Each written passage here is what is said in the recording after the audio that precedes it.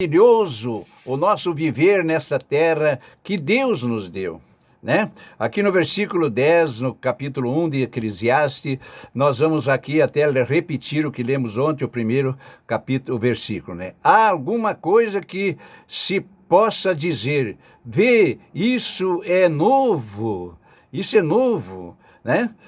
Já foi no século passado, que foram antes de nós. Agora no versículo 11 já diz assim, já não há lembrança das coisas que se precederam e das coisas que hão de ser também depois de nós. Então não haverá lembrança entre os que hão de vir depois, né? Eu, o pregador, fui rei, agora Israel em Jerusalém. Então eu, né, o pregador, fui rei sobre Israel em Jerusalém. Então, Salomão está escrevendo isso, que ele foi rei, e ele já, essa palavra que ele está colocando aqui foi depois de toda a história dele, né? Ele foi um rei que foi muito abençoado, foi o maior rei, o mais rico, o homem que não teve guerra, mas liderou os países, todos eram comandados por ele, tinham respeito por ele, e ele tinha negócio com todos eles, né? Aqueles reis faziam questão que ele casasse com as filhas deles para fazer uma aliança com o rei, né?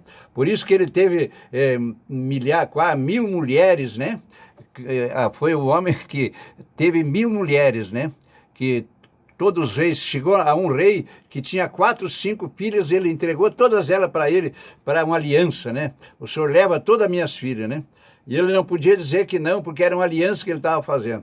Aquelas mulheres nem coabitavam com ele, ficavam no palácio como esposa do rei, como concubina, mas ele não tinha relações nenhuma com elas, porque era muita mulher, né?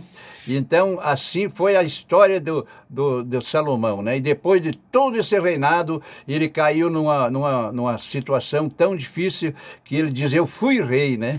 E aí ele caiu em si, que tinha que fazer as coisas para deixar esse legado para que nós pudéssemos entender as coisas e não acontecer que nem ele, que teve tanta glória e acabou numa situação tão difícil depois.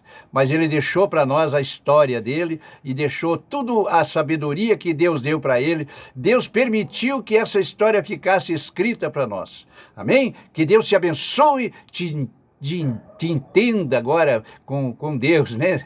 Levante a sua cabeça, fala com ele e peça o entendimento dele. Deus te abençoe, até amanhã, mais um dia que nós voltaremos, se Deus permitir, para falar com vocês.